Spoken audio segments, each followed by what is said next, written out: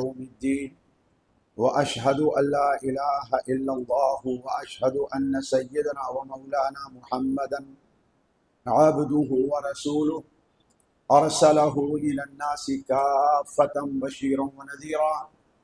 أما بعد فإن خير الحديث كتاب الله وخير الهدي هدي محمد صلى الله عليه وسلم وشر الأمور محدثاتها وكل محدثة بدعة وكل بدعة ضلالة وكل ضلالة في النار. فأعوذ بالله السميع العليم من الشيطان الرجيم من همزه ونفخه ونفثه. بسم الله الرحمن الرحيم. قل إن كان آباؤكم وأبناؤكم وإخوانكم وأزواجكم وعشيرتكم وأموال اقترفتموها وتجارة تخشون كسادها ومساكن ترضونها أحب إليكم من الله ورسوله وجهاد في سبيله فتربصوا حتى يأتي الله بأمره والله لا يهدي القوم الفاسقين. سبحانك لا علم لنا إلا ما علمتنا إنك أنت العليم الحكيم. رب اشرح لي صدري ويسر لي أمري واحلل عقدة من لساني يفقه قولي واحلل عقدة من لساني يفقه قولي. عزیز ساتھیوں، گرامی قدر پیارے بھائیوں اور میری بہنوں اور بچیوں، السلام علیکم ورحمۃ اللہ وبرکاتہ۔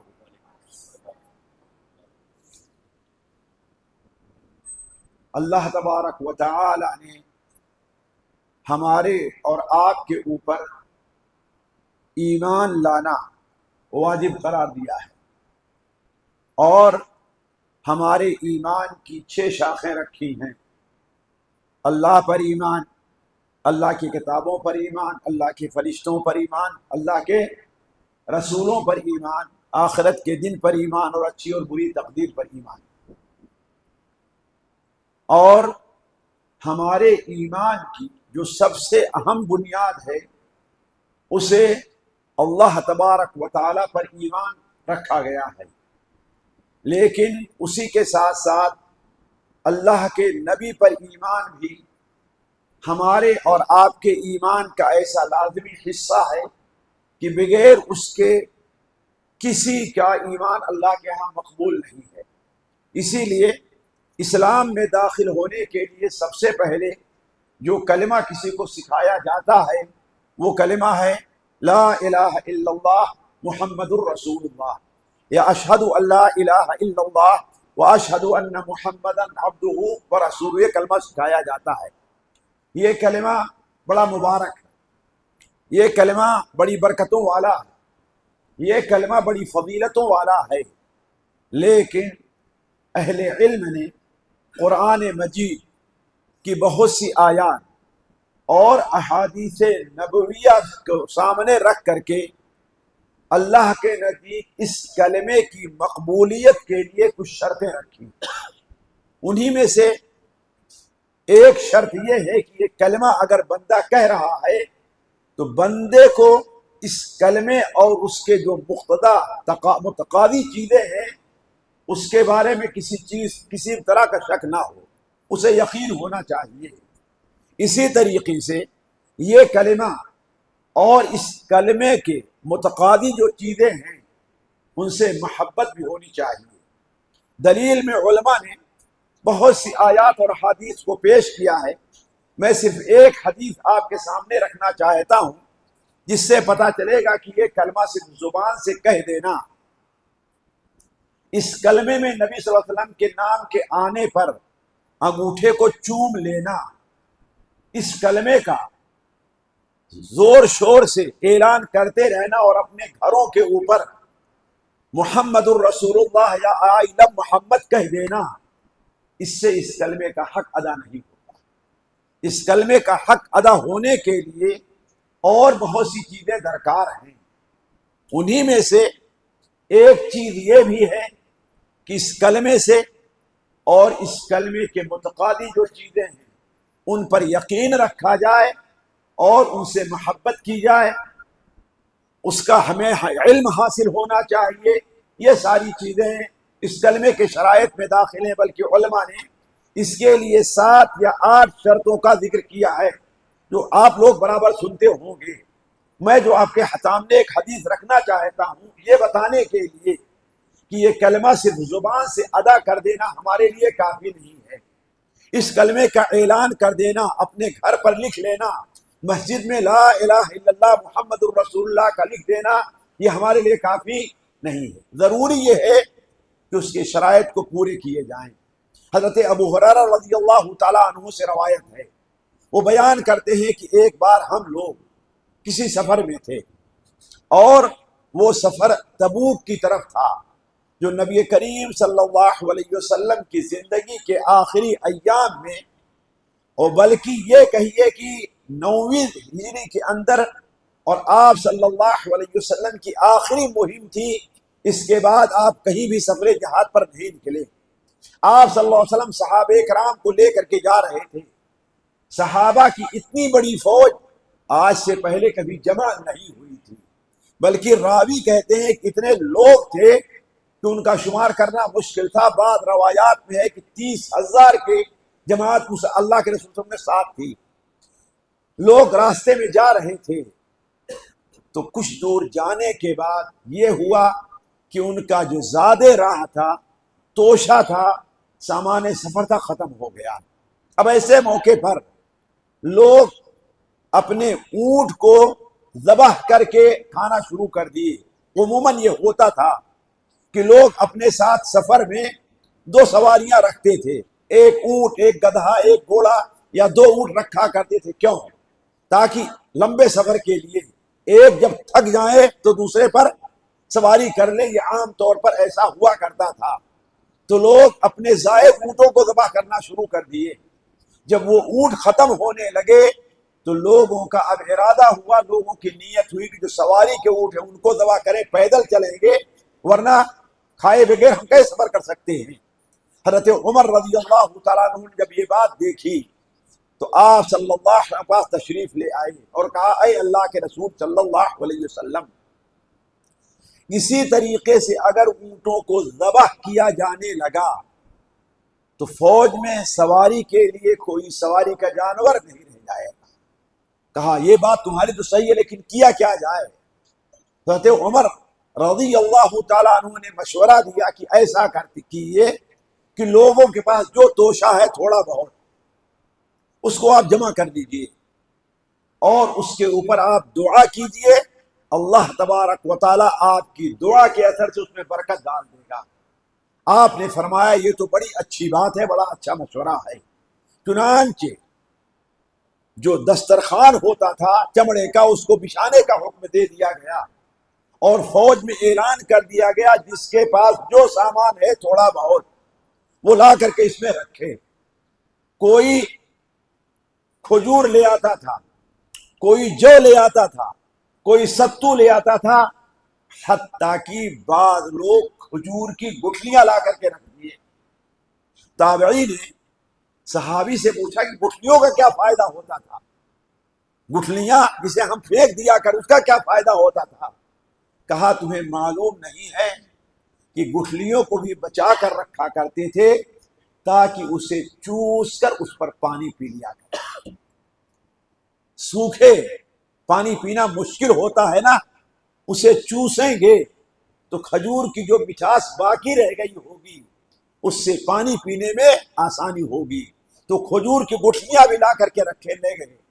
آپ صلی اللہ علیہ وسلم نے دعا کی اور دعا کرنے کے بعد آپ نے فرمایا ہر شخص کے پاس جو سامان اور جو برتن ہے آئے اور کھانے کی چیز بھر کر کے لے کر کے جائے۔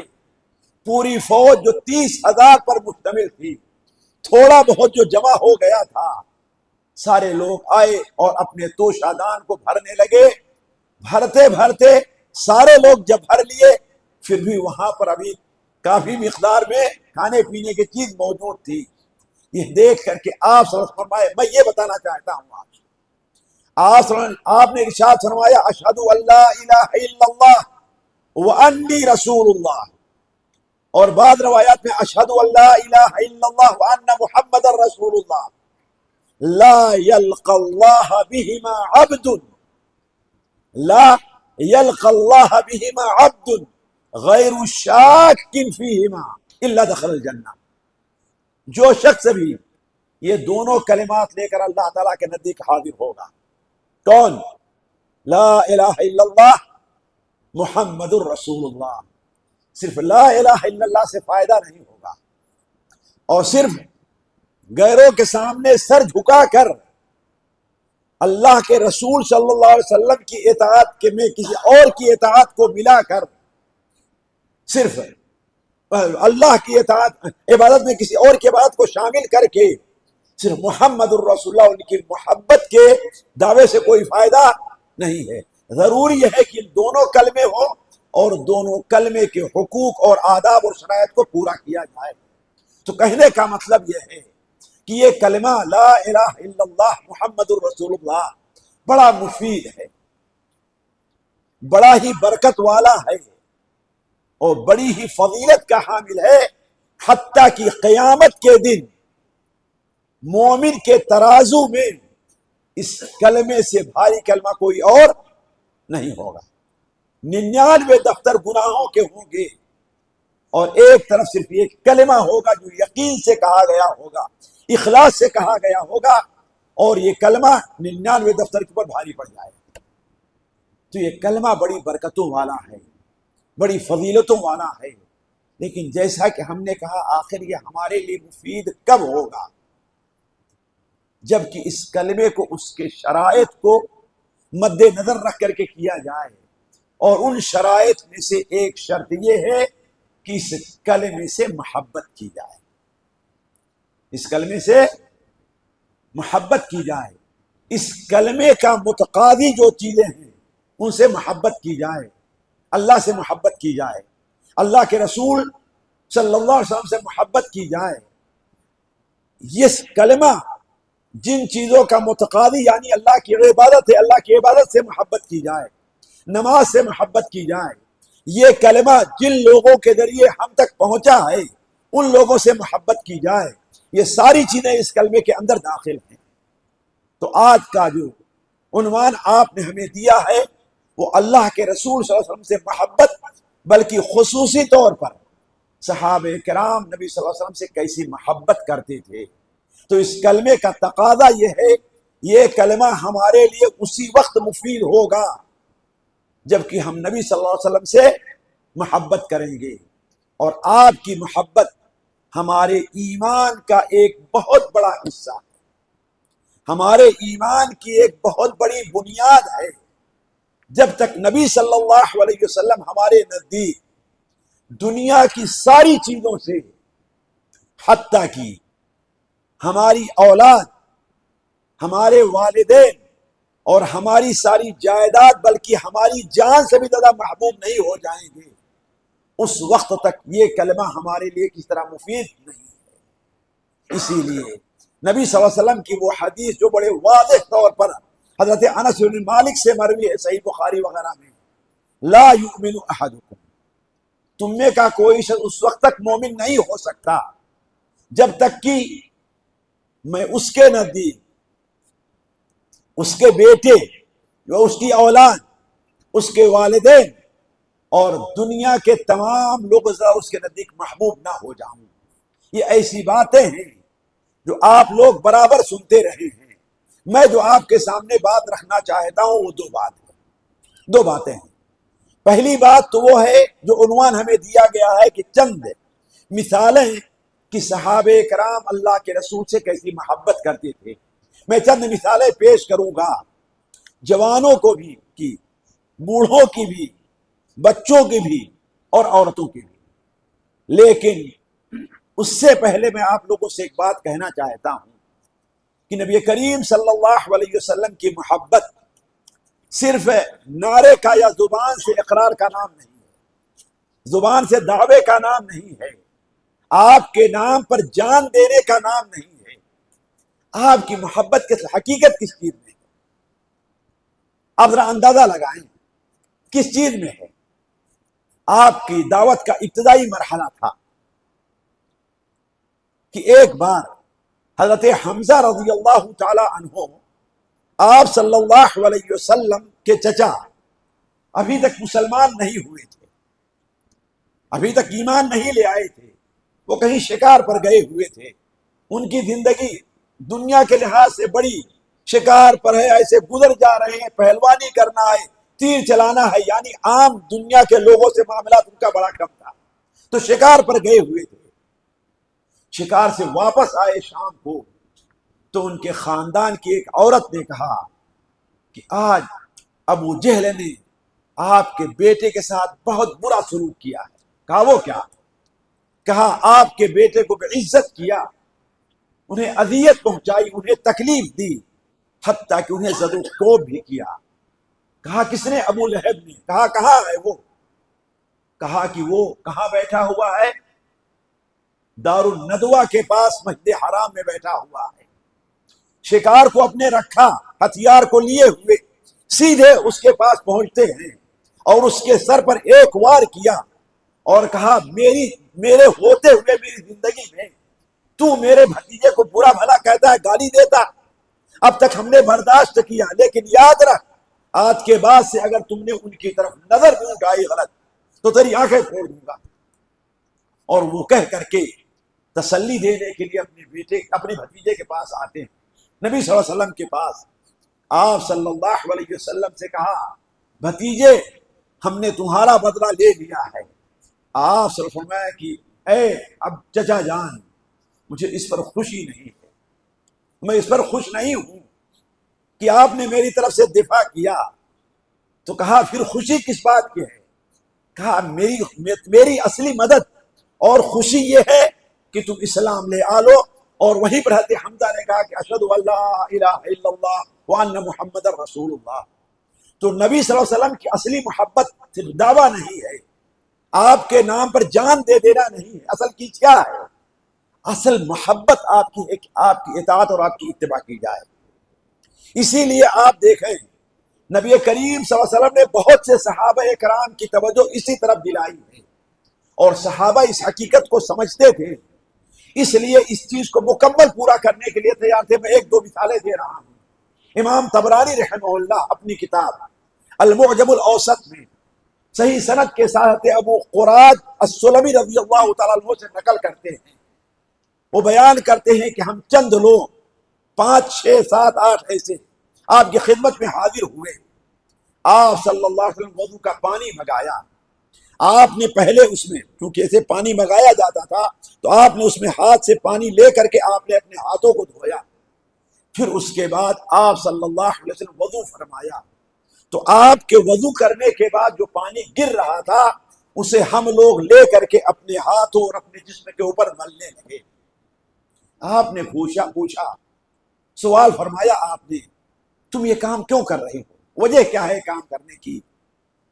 تو حضرت ابو قراد کہتے ہیں کہ ہم لوگوں نے کہا اللہ اور اس کے رسول کی محبت میں ہم ایسا کر رہے ہیں، ہم تبرک لے رہے ہیں اللہ اور اس کے رسول کی محبت میں۔ آپ نے کہا کہ اچھی چیز ہے نہیں، آپ نے اصل محبت کی جو حقیقت ہے اس کی طرف رہنمائی فرمائی ہے آپ نے۔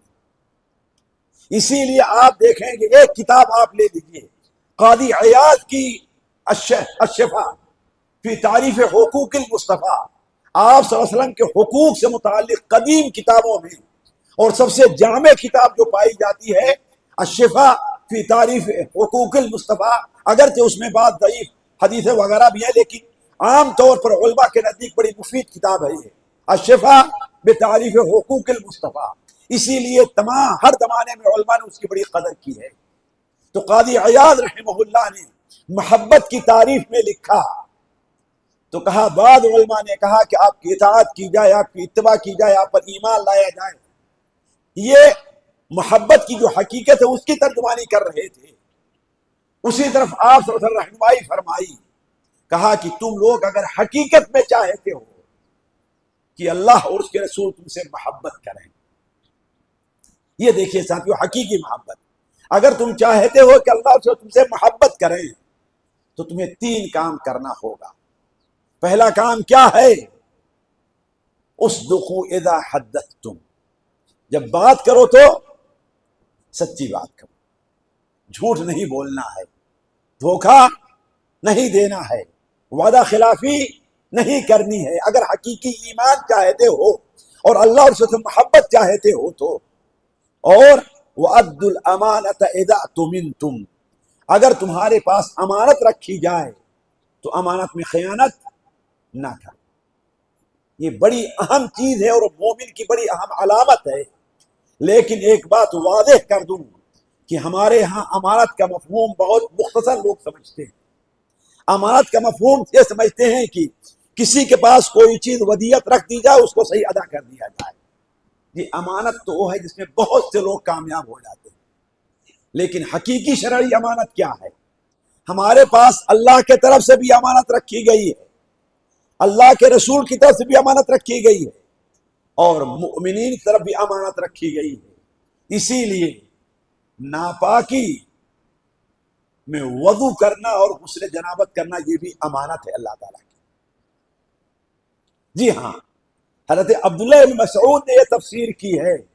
علامہ البانی کی صحیح ترغیب و ترہیب اٹھا کر کے دیکھ لیجیے. آپ ناپاک ہیں تو ناپاک رہنا اللہ تعالیٰ کو پسند ہے، یہی وہ امانت ہے. اِنَّا عَرَضْنَا الْأَمَانَةَ عَلَى السَّمَاوَاتِ وَالْأَرْضِ وَالْجِبَالِ فَأَبَيْنَ أَن يَحْمِلْنَهَا وَأَشْفَقْنَ مِنْهَا وَحَمَلَهَا الْإِنسَانُ. اور امانت کا دائرہ اس سے بھی وسیع ہے. آپ اندازہ لگائیں کہ آپ اس میں پورا اترتے ہیں کہ نہیں اترتے ہیں. اگر کسی بھائی نے آپ سے کہا کہ دیکھو میں یہ بات آپ کو بتلا دے رہا ہوں لیکن کسی اور سے نہ بتلانا، اور آپ اسے کسی سے بتلا دے تو آپ نے امانت میں خیانت کی. نبی صلی اللہ علیہ وسلم کی حدیث ہے المجالس بالامانہ. اگر تمہارا ساتھی تم سے کوئی بات کہ سن، ابو داؤد کی روایت ہے، اور بات کرتے ہوئے ادھر ادھر دیکھ رہا ہے کوئی سن تو نہیں رہا ہے، تو جو بات تم سے کہہ رہا ہے وہ امانت ہے. اگر تم نے کسی اور سے بتا دیا تم نے خیانت کی. تو ادوا الامانۃ اذا اؤتمنتم، اور تمہارے پاس امانت رکھی جائے تو تم امانت میں خیانت نہ کرو. اور تیسری چیز کیا ہے؟ اللہ اور اس کے رسول سے محبت کی دلیل کیا ہے؟ تیسری چیز وَأَحْسِنُوا جِوَارَ مَنْ جَاوَرْتُمْ، جو تمہارے پڑوس میں ہے، مسلمان ہے تو، کافر ہے تو، رشتہ دار ہے تو، غیر رشتہ دار ہے تو، دوست ہے تو، دشمن ہے تو، اس کے ساتھ اچھا برتاؤ کرنا. یہ تین چیزیں تم نے اگر کر لیا تو اس کا مطلب ہے کہ تم اللہ اور اس کے رسول سے محبت کے حقدار ہو.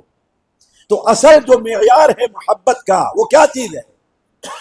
کہ اللہ اور اس کے رسول کی اطاعت کی جائے. اسی طریقے سے آپ اس حدیث کے اوپر غور کریں جو حضرت عبداللہ عروہ ابن زبیر رحمہ اللہ بیان کرتے ہیں. حضرت عروہ ابن زبیر بیان کرتے ہیں کہ میری والدہ، کون؟ نہیں، میری والدہ اعوذ باللہ من ذالک، میری دادی، جی ہاں، صفیہ بنت عبد المطلب رضی اللہ تعالی عنہ، غزوہ احد کے موقع پر انہوں نے سنا کہ نبی کریم صلی اللہ علیہ وسلم کے سر کے دندان مبارک شہید ہو گئے ہیں، آپ کے سر پر چوٹ لگی ہے، اور ان کے عزیز بھائی حضرت حمزہ کو شہید کر دیا گیا. اور شہید ہی نہیں کیا گیا ہے، ان کے ناکوں کو ناک کان کاٹ دیے گئے ہیں، ان کے سینے کو چاک کیا گیا ہے. لہذا بھاگی ہوئی آئیں اور دو کپڑے اپنے ساتھ لے کر کے آئی ہیں انہیں کفن دینے کے لیے. دو کپڑے لے کر کے آئی، بھاگی ہوئی آ رہی ہیں. آپ نے فرمایا صلی اللہ علیہ وسلم المرأہ المرأہ المرأہ المرأہ، دیکھو اس عورت کو، دیکھو اس، روکو اس عورت کو. حضرت زبیر رضی اللہ تعالیٰ عنہ کہتے ہیں کہ ہم نے دیکھا تو وہ میری ماں صفیہ تھی، لہذا بھاگ کر کے میں گیا اور ان کے سامنے کھڑا ہو گیا. جیسے ان کے سامنے کھڑا ہوا، بڑی تندرست اور طاقتور عورت تھی، انہوں نے زور سے میرے سینے پر ایک گھونسا مارا، کہا ہٹ میرے سامنے سے، ہٹ جا تو میرے سامنے سے، میرے بھائی شہید ہو گئے، ان کو میں دیکھنے جا رہی ہوں. حضرت زبیر کہتے ہیں اس وقت ہم نے کہا اے امی جان، یہ میرا حکم نہیں، اللہ کے رسول صلی اللہ علیہ وسلم کا حکم ہے. کہا یہ بات کہنی تھی کہ اپنی جگہ پہ ٹھہر گئی بالکل. اب کوئی بہانہ نہیں، اب آگے قدم نہیں اٹھ رہا. کیوں؟ کس کا حکم ہے یہ؟ نبی صلی اللہ علیہ وسلم کا حکم ہے. بھائی سے بڑی محبت ہے، لیکن آپ کا جہاں حکم آ گیا قدم پیچھے ہٹ گیا.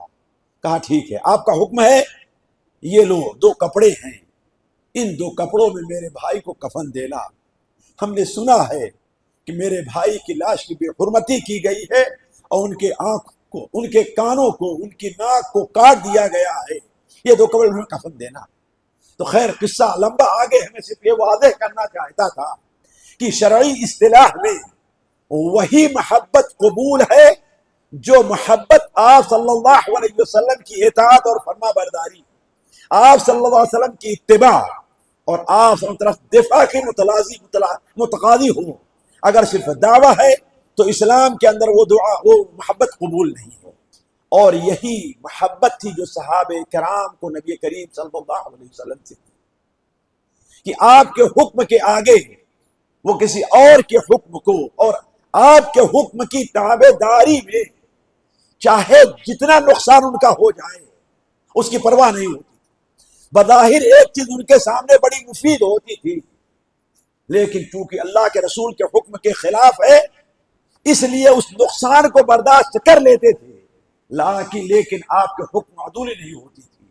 آج تو میرا حال یہ ہے ساتھیوں، دعویٰ کرتے ہیں اللہ کے رسول محبت کا، لیکن بعض ناجائز اور حرام کام بھی ہم بالکل علی اعلان کرتے ہیں. اس کی مثال میں دوں آپ کو. آپ لوگ سوچ رہے ہوں کہ میں داڑھی کی بات کروں گا، نہیں، میں کوئی اور بات نہیں. صحیح مسلم کی اس حدیث کو آپ اپنے سامنے رکھیں جو رافع ابن خدیج رضی اللہ تعالیٰ بیان کرتے ہیں کہ نبی کریم صلی اللہ علیہ وسلم تشریف لے آئے مدینہ منورہ. ہم لوگ اپنے کھیتی کے بارے میں جو بٹائی پر دیتے تھے تو ایک ایسا طریقہ اپنایا تھا جس میں ہمارا بڑا فائدہ تھا، ہم وہ کام کرتے تھے، بڑا فائدہ ہوتا تھا. لیکن آپ صلی اللہ علیہ وسلم آئے تو آپ نے اس سے منع کر دیا. حضرت رافع بن خدیج کیا کہتے ہیں؟ وَطَوَائِيَةُ اللَّهِ وَرَسُولُهُ أَنْفَعُ لَنَا، اللہ اور اس کے رسول کی اطاعت، آپ کی فرما برداری ہمارے لیے زیادہ مفید ہے، اگر سے زیادہ فائدہ آ رہا. آج تو ہم جمعہ کی اذان ہو جاتی ہے اپنی دکانیں نہیں بند کر دی. ہے بات صحیح کہ نہیں صحیح؟ جمعہ کے لیے ہماری دکان بند ہوتی ہے، جبکہ اللہ اور اس کے رسول نے جمعہ کی اذان ہو جانے کے بعد خرید اور فروخت کو ناجائز اور حرام قرار دیا. بلکہ بعض علماء تو یہ کہتے ہیں وہ بے منعقد ہوگی ہی نہیں. یہاں تک معاملہ ہے. لیکن ہم میں سے نمازی بھی ہے، داڑھی بھی اتنی بڑی رکھے ہوئے ہے، سب کچھ ہے، اذان ہوگی لیکن دکان جو بند نہیں کرے گا. اور اس کے لیے بہانہ کیا ہے؟ بہانہ یہ ہے کہ گراہک آئے گا، سب کی دکان کھلی رہتی ہے، ادھر کی دکان کھلی ہے، ادھر کی دکان کھلی ہے، ہماری دکان بند رہے گی تو گراہک آئے گا تو واپس چلا جائے گا. نظر کس پر ہے؟ دنیا کے فائدے پر نظر ہے. لیکن صحابہ کرام ایسا نہیں تھے. ہم تو یہ کرتے ہیں چلو بیٹا ایسا کرو، یہ اذان ہو رہی میں تم نماز پڑھ کر کے آ جاؤ، پھر تم آ کر کے بیٹھنا تو میں اس وقت میں جا کر کے نماز پڑھ لوں گا. پھر بھی گناہ سے بچیں گے نہیں، یہ دھوکہ اللہ تعالیٰ کو دینا. اور یہی وہ حیلہ ہے جو بنو اسرائیل نے اختیار کیا تو اللہ نے قرآن مجید میں نبیوں کے زبان پر انہیں ملعون قرار دیا. لعن الذین کفروا من بنی اسرائیل علی لسان داؤد و عیسی بن مریم. کیوں؟ ذالک بما عصوا وکانوا یعتدون. اللہ اور اس کے رسول نے نافرمانی کی تھی انہوں نے اور حد سے تجاوز کیا تھا، تو یہ حیلہ انہوں نے اختیار کیا تو ملعون قرار دیے. اور ہم حیلہ کریں، اور میں تو کہتا ہوں ہمارے مولوی حضرات، مسجدوں کے ذمہ دار حضرات جو اس لیے نماز کو تاخیر کرتے ہیں کہ جو وہاں نماز نہیں پڑھے گا یہاں آ کر کے پڑھے گا، اس گناہ میں شریک ہو رہے ہیں، لوگوں کو گناہ کرنے دے رہے ہیں. کیا بھائی تم دکان کھولے رکھو، تمہارا بیٹا تمہارا نوکر وہاں نماز پڑھے گا اور تم یہاں آ کے نماز پڑھ لینا. گناہ پر ابھار رہے ہیں، لوگوں کو گناہ پر مدد کر رہے ہیں، وہ بھی گنہگار ہے، یہاں یہ گنہگار ہے. تو خیر ساتھیوں، بات یہ دوسرا موضوع ہے تو میں آپ سے کہہ رہا تھا کہ صحابہ کرام رضوان اللہ علیہم اجمعین کہ آپ صلی اللہ علیہ وسلم جو محبت تھی وہ محبت حقیقت میں کیا تھی؟ آپ کی اطاعت اور آپ کی تابع داری، آپ کی فرما برداری پر ابھارتی تھی۔ اب ہم آتے ہیں آپ صلی اللہ علیہ وسلم کے آپ کے سامنے چند وہ نمونے پیش کرنے کے لیے کہ صحابہ کرام اللہ کے رسول صلی اللہ علیہ وسلم کس طرح محبت کرتے تھے۔ بلکہ اس سے پہلے ذرا حضرت علی کے قول آپ سن لیں، جسے امام قاضی عیاض رحمہ اللہ نے اپنی کتاب شفا میں نقل کیا ہے کہ لوگوں نے ان سے پوچھا آپ لوگوں کی محبت آپ اللہ کے ساتھ کیسی تھی؟ تو انہوں نے بیان کیا کہ اللہ کے رسول ہماری جان سے، ہمارے مال سے، ہماری اولاد سے، حتیٰ کہ دنیا میں ہماری ہر چیز سے بہت پیاسا ہو جائے اس موقع پر ٹھنڈے پانی سے زیادہ ہمارے نزدیک محبوب تھے۔ ہمارے نزدیک اتنی محبت تھی، دل میں ہم اتنی محبت تھی اللہ کے رسول صلی اللہ علیہ وسلم کی۔ تو اس کی مثال لیجئے، سب سے پہلی مثال میں صدیق اکبر رضی اللہ تعالیٰ عنہ کی دیتا ہوں۔ ان کی پوری زندگی، اللہ کی قسم اگر یہی بیٹھے صرف صدیق اکبر نے اللہ کے رسول سے کیسی محبت کی، اگر وہ ایک مثال میں پیش کرتے جاؤں تو ختم ہو جائے، لیکن صرف ایک مثال جو سفر ہجرت کی ہے، اور سفر ہجرت میں صرف ایک دو نقطے آپ کے سامنے رکھتا ہوں میں یہ عائشہ بیان فرماتی ہیں کہ اللہ کے رسول صلی اللہ علیہ وسلم حضرت ابوبکر کو ہجرت سے روکتے تھے کہ ایسا کریں، تو عمر بھی ہجرت کر گئے، دیگر صحابہ ہجرت کر گئے، جب لیکن ابوبکر پوچھتے تو آپ کہتے تھے رکو رکو رکو رکو، شاید مجھے بھی اجازت مل جائے ہجرت کی تو تم میرے ساتھ چلنا۔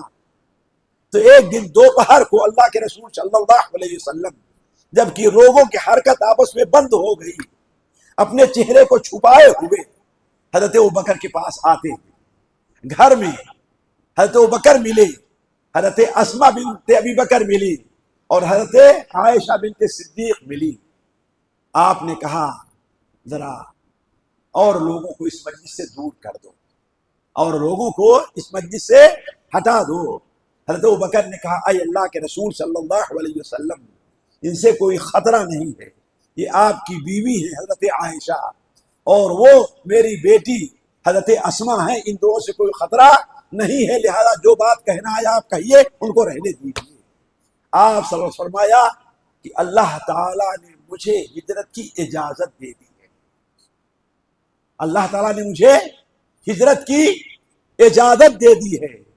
تو حضرت ابوبکر فوراً پوچھ اٹھے الصحبہ یا رسول اللہ، کیا مجھے بھی ساتھ جانے کی اجازت ہے، مجھے بھی ساتھ چلنے کی اجازت ہے؟ تو آپ نے فرمایا ہاں۔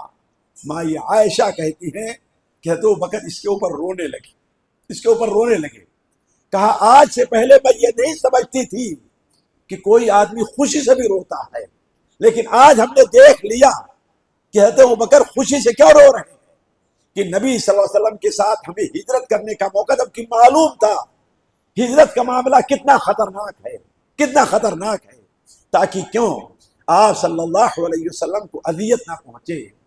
اور سفر ہجرت میں صحیح بخاری میں ہے ساتھیوں، صحیح بخاری میں ہے، تو عبادہ ابن ثابت کی روایت ہے، صحیح بخاری میں ہے کہ ہجرت کے موقع پر آپ صلی اللہ علیہ وسلم کے ابوبکر کبھی آگے چلتے، پھر تھوڑا سوچ کر کے پیچھے آ جاتے، پھر کچھ سوچتے اور بغل چلتے رہتے۔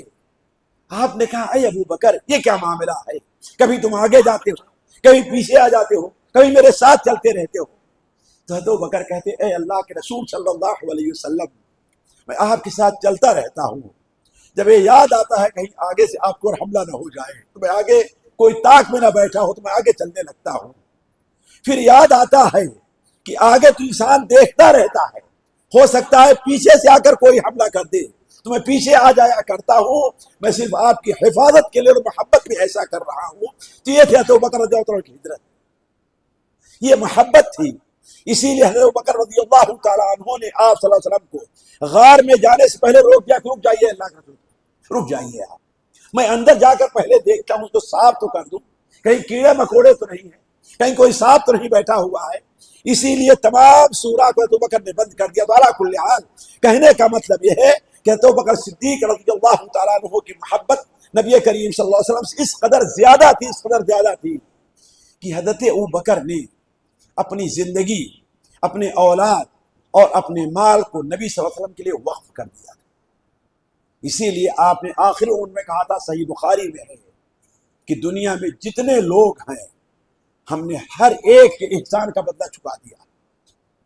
کسی انسان کا میرے اوپر احسان نہیں ہے سوائے ابو بکر کے، کہ ابو بکر کے احسان کا بدلہ میں نہیں چکا پایا. ان کا بدلہ کون دے گا؟ اللہ تعالیٰ قیامت کے دن دے گا. یہ تھے ابو بکر صدیق رضی اللہ تعالیٰ عنہ، جنہیں اس دنیا کی ایک ناپاک جماعت جو اپنے کو مسلمان، اللہ کے رسول صلی اللہ علیہ وسلم اور نبی سے محبت کا دعویٰ کرتی ہے، وہ ناپاک جماعت حضرت ابو بکر صدیق کو کیا کہے؟ منافق قرار دے، نعوذ باللہ من ذالک. اور کس قدر بدنصیب وہ لوگ ہیں جو ہمارے آپ کے درمیان رہتے ہیں، اپنے کو سنی کہتے ہیں اور اس جماعت کی تائید کرتے ہیں، مدد کرنے کے لیے تیار ہو جاتے ہیں. وہ کس قدر محروم لوگ، ذرا سوچنے کی بات ہے ساتھیوں. تو عرض کرنے کا مقصد یہ ہے کہ ابو بکر صدیق رضی اللہ تعالیٰ عنہ کو نبی کریم صلی اللہ علیہ وسلم سے اس قدر محبت تھی کہ اس کی مثال کوئی دوسری پیش نہیں کی جا سکتی. اس کے بعد ساتھیوں حضرت ابوبکر، حضرت عمر، حضرت علی، حضرت عثمان کی بات چھوڑیے، انصار کی طرف آئیے آپ. اسی لیے میں کہا کہ یہ جتنی چیزیں آپ صحابہ کی محبت سے متعلق میرے ذہن میں ہیں، میں شاید وہ بھی بیان بھی نہ کر سکوں ورنہ بہت لمبا موضوع ہے. لیکن انصار رضوان اللہ علیہم اجمعین آپ سے کیسی محبت کرتے تھے، اس کو ایک مثال سے لیں. ایک مثال سے صحیح مسلم میں، مسند احمد میں حضرت انس بن مالک رضی اللہ تعالیٰ عنہ سے روایت ہے کہ جب غزوہ احد کے موقع پر مسلمان یہاں پہلے مرحلے میں ان کو جیت ہو گئی تھی، لیکن بعض صحابہ کی معمولی کوتاہی کی وجہ سے وہ جیت ہار میں بدلتی ہوئی نظر آئی. ایک وقت آیا کہ آپ صلی اللہ علیہ وسلم کے پاس صرف 9 لوگ رہ گئے تھے. کتنا؟ 9 لوگ. 2 قریشی تھے جن میں ایک طلحہ ابن عبید اللہ تھے اور باقی 7 انصار تھے. کون تھے؟ 7 انصار. آپ صلی اللہ علیہ وسلم کی طرف کافروں کا ریلا بڑھتا ہے، آپ پر حملہ کرنے کے لیے، آپ کو قتل کرنے کے لیے.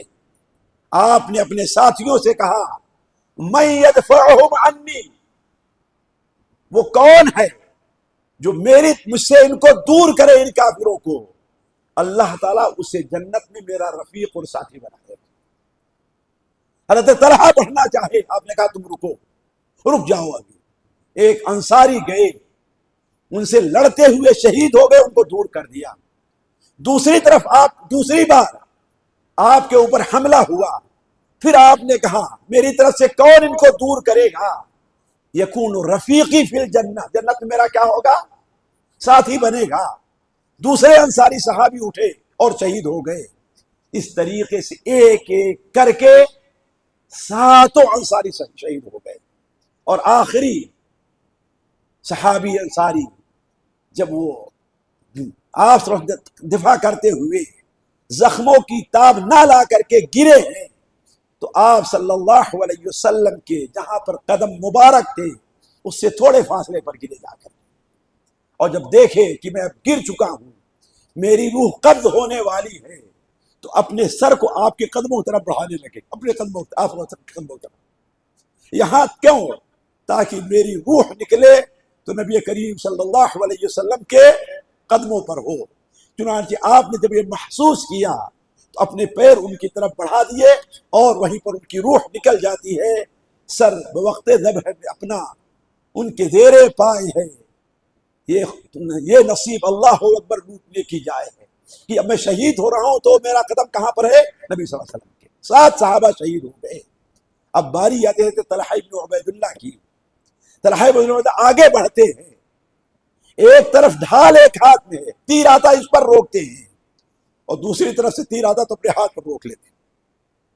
ادھر سے تیر آیا ڈھال پر روکا، ادھر سے تیر آیا ہاتھ پر روکا، یہاں تک حضرت طلحہ رضی اللہ تعالیٰ عنہ کا ایک ہاتھ بالکل زندگی بھر مشلول رہا، اسے کچھ کر نہیں سکتے تھے، اتنے تیر ہاتھوں پر روکے تھے دفاع کرنے کے لیے.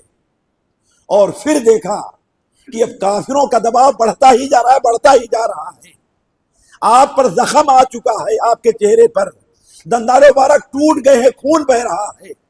تو کہا اے اللہ کے رسول صلی اللہ علیہ وسلم، کچھ صحابی اور آ گئے، ایسا کریں آپ پیچھے چلیں اور ذرا اس اونچائی پر آپ چڑھ جائیں۔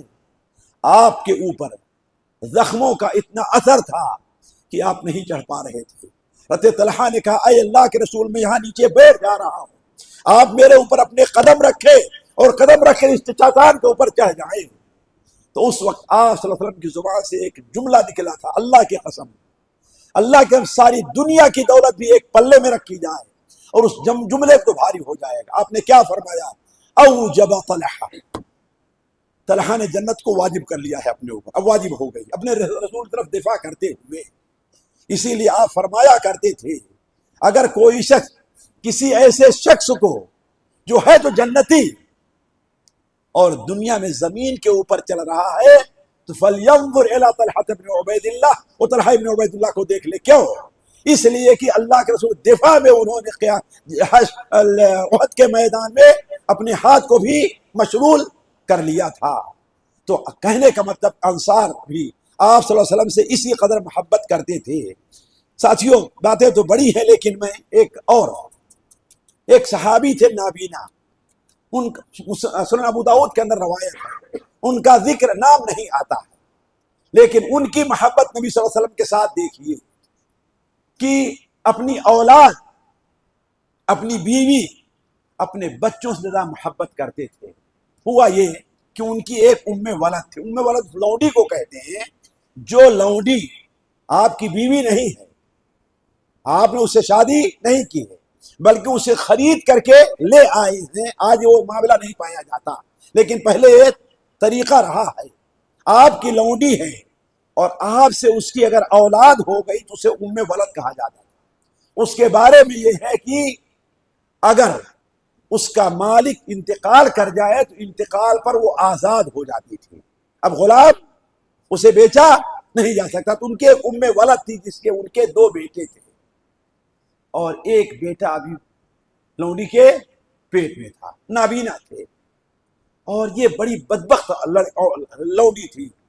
آپ صلی اللہ علیہ وسلم کو برا بھلا کہتی تھی اور منع کرتے تھے، آپ کی عزت کے بارے میں گفتگو کرتی اس کو منع کرتے تھے۔ ایک رات کو حمل سے ہے، نابینا ہیں، 2 چھوٹے چھوٹے بچے بھی ہیں، ہیرے جیسے بچے ہیں، چاند جیسے بچے ہیں۔ تو لونڈی آپ کے بارے میں گفتگو کرنے لگی، زیادہ باتیں کی، نہیں برداشت ہوا کہ آپ صلی اللہ علیہ وسلم کی شان میں ایسی گفتگو ہو۔ چنانچہ لے گئے، ایک گڑاسا لیا اور لا کر کے وہ لیٹی ہوئی تو اس کے سینے پر یہاں رکھا اور اپنے دبا دیا اتنا زور سے کہ اس کا پیر پھٹا، جو پیٹ میں بچہ تھا وہ بھی باہر آ گیا اور وہ انتقال کر گیا، اور وہ خاموش رہ گئے، کسی سے بتایا نہیں، باہر ڈال دیا اس کو۔ مدینہ منورہ میں شور ہو گیا کہ ایک لونڈی قتل کر دی گئی ہے، لیکن اس کا کوئی قاتل نہیں ملا، اس کا قاتل کون ہے؟ آپ صلی اللہ علیہ وسلم مجلس میں بیٹھے ہوئے تھے، آپ نے فرمایا جس شخص نے اس لونڈی کو قتل کیا ہے اس پر میں اپنے حق کا حوالہ دے کر کہتا ہوں، ہمارے اوپر ایمان، میرا جو حق اس کے اوپر ہے اس کا حوالہ دے کر کہتا ہوں کہ وہ آئے میرے سامنے آ جائے۔ جب یہ بات آپ صلی اللہ علیہ وسلم نے کہی تو وہاں سے وہ اٹھتے ہیں اور ٹٹولتے ہوئے دائیں بائیں، چونکہ نابینا تھے، آ کر کے آپ صلی اللہ علیہ وسلم کے سامنے بیٹھ گئے اور آپ سے نے پوچھا کس کا قصہ کیا ہے، کیوں تم نے قتل کیا؟ تو کہا اے اللہ کے رسول صلی اللہ علیہ وسلم، اللہ کی قسم اس کے 2 بڑے خوبصورت اس کے 2 بچے میرے مجھ سے ہیں اور میں اس سے بڑی محبت کرتا تھا، لیکن یہ ایسی بدنصیب تھی کہ آپ کو برا بھلا کہتی تھی، میں منع کرتا تھا، برا بھلا میں منع کرتا تھا، میں روکتا تھا لیکن مانی نہیں۔ کل رات کو بھی اس نے کوئی ایسی بات کہہ دی کہ مجھ سے برداشت نہیں ہوا تو ہم نے ایسے ایسے کر اسے قتل کر دیا۔ آپ صلی اللہ علیہ وسلم نے اعلان فرمایا اشہدکم، تم لوگ گواہ رہو، اس کا خون رائے گا جا رہا ہے، اس نے میری محبت میں اسے قتل کیا، کا بدلہ نہیں لیا، اسے بدلہ نہیں۔ تو ابو داؤد میں صحیح سنت آتا۔ تو آپ صلی اللہ علیہ وسلم سے محبت جو صحابہ کرام کو تھی، وہ محبت آج ہم دنیا میں اس کی مثال نہیں پیش کر سکتے، اگرچہ دعوے بہت بڑے کیے جاتے ہیں۔ اور صرف مرد ہی نہیں، آپ صلی اللہ علیہ وسلم سے عورتیں بھی انصار کی، مہاجرین کی بڑی محبت کرتی تھیں۔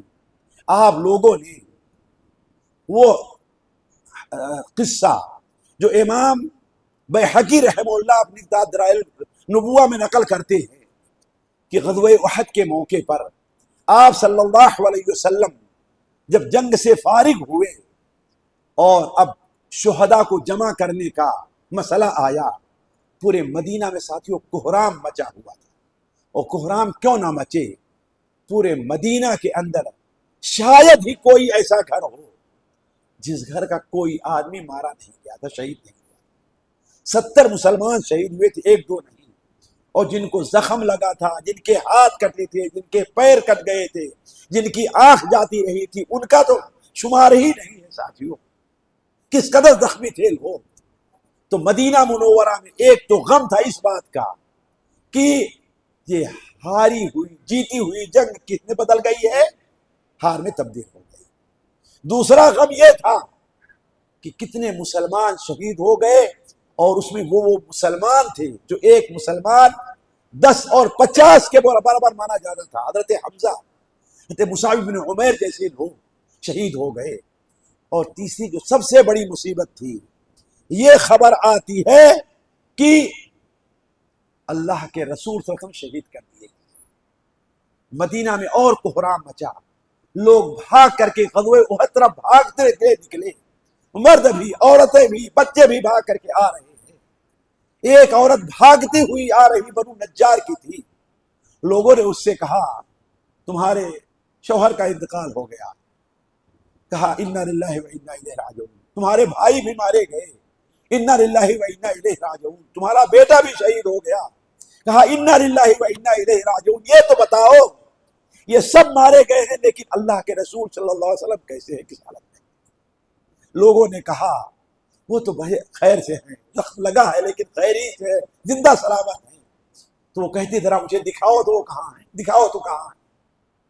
تو جب لوگوں نے اشارہ کیا جہاں آپ موجود تھے، آ کر کے دیکھتی ہے تو کہتی ہے کل مصیبت بعدک جلل، میں بھی اور باپ بھی، شوہر بھی برادر بھی فدا، میں بھی اور باپ بھی، شوہر بھی برادر بھی فدا، اے شہے کیا ہے، کیا ہے تیرے بنا، کیا ہیں ہم، یعنی ہم تیرے بغیر کچھ بھی نہیں ہے۔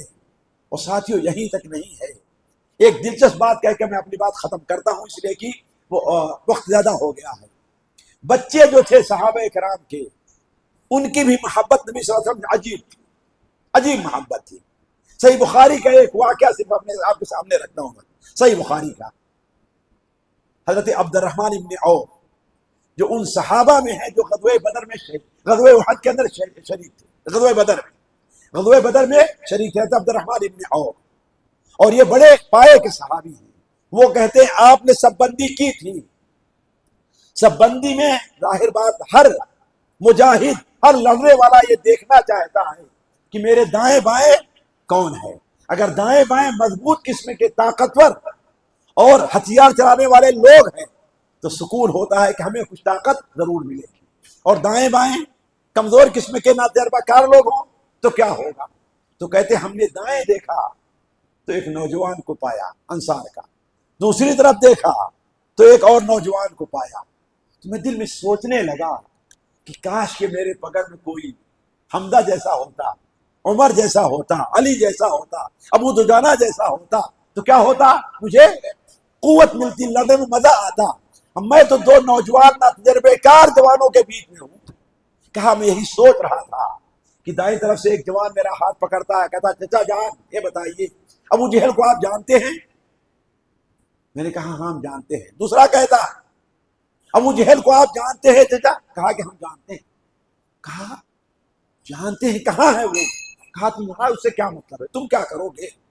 اس لیے کہ ابو جہل جب چلتا تھا تو اس کے دائیں بائیں مضبوط اور قوی قسم کے پہرے دار بھی چلا کرتے تھے، تو تم کیسے پہنچ پاؤ گے وہاں تک؟ تو کہا کیا کام ہے تمہارا؟ کہا ہم نے سنا ہے کہ وہ اللہ کے رسول صلی اللہ علیہ وسلم کا دشمن ہے اور آپ کو برا بھلا کہتا ہے۔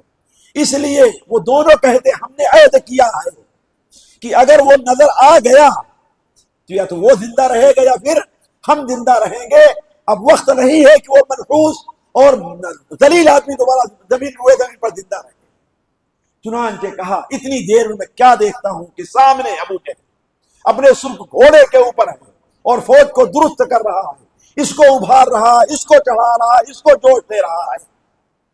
تو ہم نے کہا کہ وہ دیکھو جو گھوڑے پر دکھائی دے رہا ہے، کلگی اس کی دکھائی دے رہی ہے۔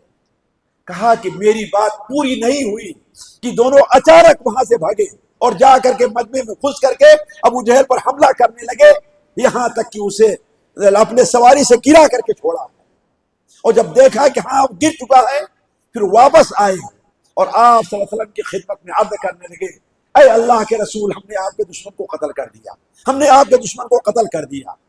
آپ نے پوچھا کس نے قتل کیا ہے؟ تو معاذ ابن عفرا اور معاذ ابن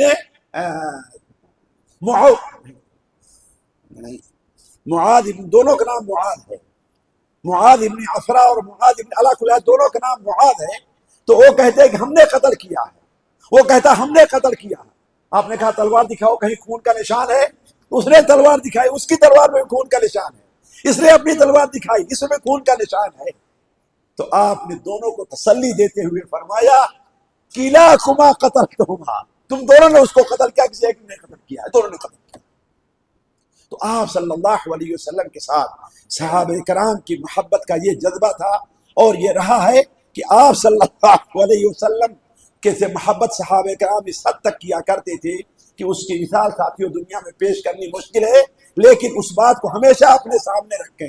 صحابہ کرام کی محبت ہماری محبت سے الگ ہے، ہماری محبت کلام اور گفتار ہے، لیکن صحابہ کرام کی محبت جہاں آپ سے محبت تھی وہیں آپ کی طرف سے دفاع کرنے، آپ کی اتباع کرنے، آپ کی بات ماننے، آپ کی پیروی کرنے کے اندر پیش رہا کرتے تھے۔ اللہ تعالیٰ سے دعا ہے کہ اللہ تبارک و تعالیٰ ہمیں اور آپ کو صحابہ کرام کے طریقے پر چلائے، اللہ تعالیٰ ہمیں اور آپ کو صحابہ کرام کے اسوے کو اپنانے کی توفیق عطا فرمائے، اللہ تعالیٰ ہمیں اور آپ کو نبی صلی اللہ علیہ وسلم کی حقیقی محبت سے نوازے، اللہ تعالیٰ ہمیں اور آپ کو آپ صلی اللہ علیہ وسلم سے محبت کے طفیل میں اللہ تعالیٰ ہماری اور آپ کی مغفرت کر دے۔ سبحانک اللہم و بحمدک، اشہد ان لا الہ الا انت، استغفرک و اتوب الیک۔